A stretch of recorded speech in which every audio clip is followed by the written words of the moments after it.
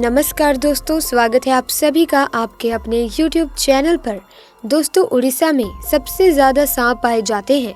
दुनिया का सबसे जहरीला सांप किंग कोबरा अधिकतर उड़ीसा के जंगल में ही आपको दिखेगा। कहते हैं कि इसके काटने के सिर्फ 15 मिनट बाद ही व्यक्ति मर जाता है, परंतु आजकल एक अनोखी सी घटना उड़ीसा में चर्चा में है। दरअसल यहाँ एक नाग रेलवे ट्रैक में आकर मर गया।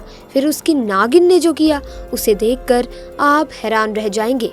इससे पहले जो भी भोलेनाथ के सच्चे भक्त हैं, कमेंट बॉक्स में पूरी श्रद्धा से सच्चे मन से जरूर लिखें जय शिव शंकर, ताकि भगवान शिव की कृपा आप पर और आपके परिवार पर सदैव बनी रहे। दोस्तों, उड़ीसा के नबरंगपुर में ईशा नाम की एक लड़की अपने माँ बाप के साथ सरोदा नाम के गांव में रहती थी। ईशा हमेशा हर किसी की मदद के लिए तैयार रहती थी और किसी के खिलाफ हो रहे अन्याय का विरोध करती।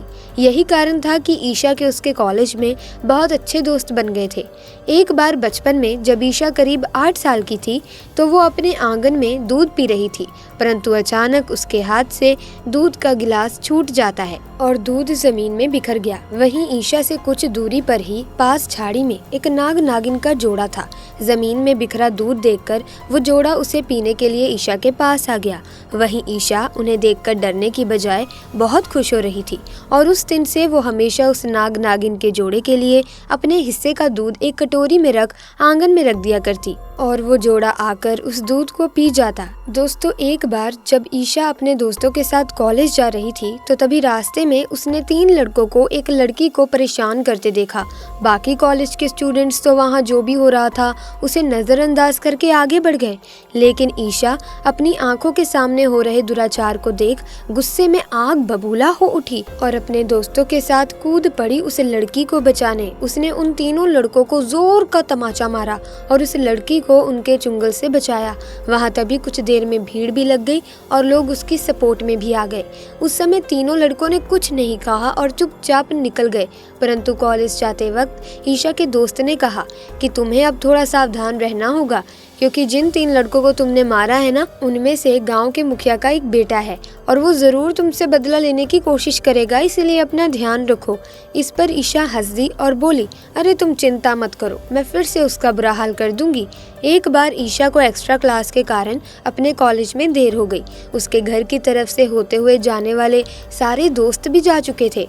वो उस दिन अकेले ही घर की तरफ जा रही थी। तभी बीच रास्ते में वही 3 लोग जिसको ईशा ने थप्पड़ मारा था उसका इंतजार करते रास्ते में मिल गए। ईशा से बदला लेने का ये अच्छा मौका था। उन्होंने ईशा को जबरदस्ती पकड़ा और रेलवे पटरी के दूसरी ओर सुनसान जंगल की तरफ ले जाने लगे।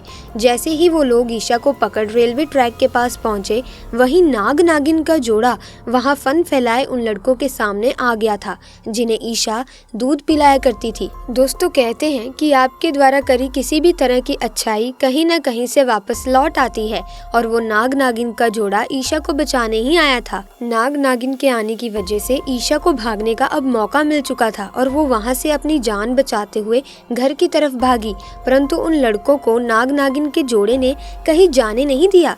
लेकिन दोस्तों, तभी अचानक एक लड़के ने बड़ा पत्थर उठाकर नाग के सर पर दे मारा और नाग वहीं तुरंत मर गया। नागिन बेबस हो गई थी और अब वो तीनों लड़के उस नागिन को मारने दौड़े तो नागिन ने जंगल की तरफ भागकर अपनी जान बचाई, परंतु वो तीनों लड़के अभी भी गुस्से में थे। उन्होंने उस मरे नाग को भी नहीं छोड़ा।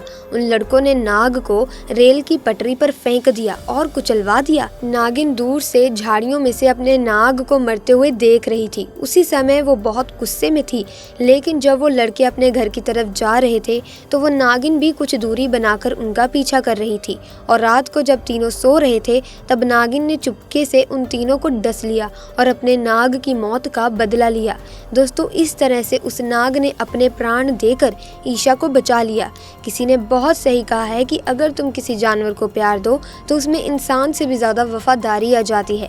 क्या आप इस बात से सहमत हैं? अगर हाँ तो नीचे कमेंट बॉक्स में ज़रूर बताइएगा। साथ ही दोस्तों, अगर आपको ये वीडियो अच्छी लगी तो वीडियो को लाइक करें, शेयर करें और चैनल को सब्सक्राइब करके बेल आइकन को प्रेस कर दें ताकि इसी तरह की वीडियोस की अपडेट आपको मिलती रहे। आपका बहुत बहुत धन्यवाद।